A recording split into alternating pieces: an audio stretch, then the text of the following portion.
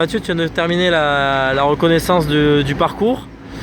S'il y a 2-3 points un peu chauds, où est-ce que tu les situerais? Alors chaud, c'est plus les descentes.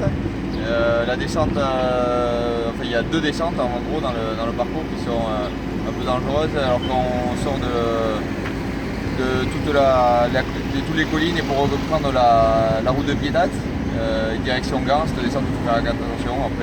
Après il n'y a pas beaucoup de virages techniques, c'est vraiment là qu'il faut faire attention. Alors avec un vélo de route ça passe bien, mais avec un vélo de chrono, un guidon différent, la roulette, tout ça, ça freine pas pareil, donc il va falloir faire attention.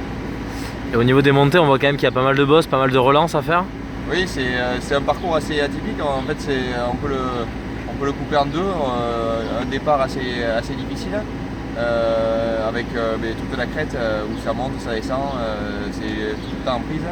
Et après une deuxième partie à partir de Gand qui est plus facile, plus plate.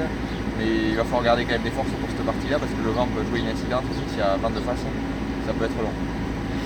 Et qu'est-ce que tu vois comme favori? Tu me disais, bon, Tom Dumoulin est out. Ouais, Qui est-ce que tu vois comme... Pour moi, mon favori c'était Tom Dumoulin, mais comme il est pas là, je pense Geraint Thomas, ça sera un mec à suivre et je pense qu'il sera pas loin de la gagne. Après, c'est quand même un spécialiste qui gagnera parce que c'est dur, c'est roulant, donc je pense que ouais, ce sera toujours un spécialiste. Est-ce que tu imagines qu'il puisse y avoir des écarts lors de ce chrono? Pas forcément énormément.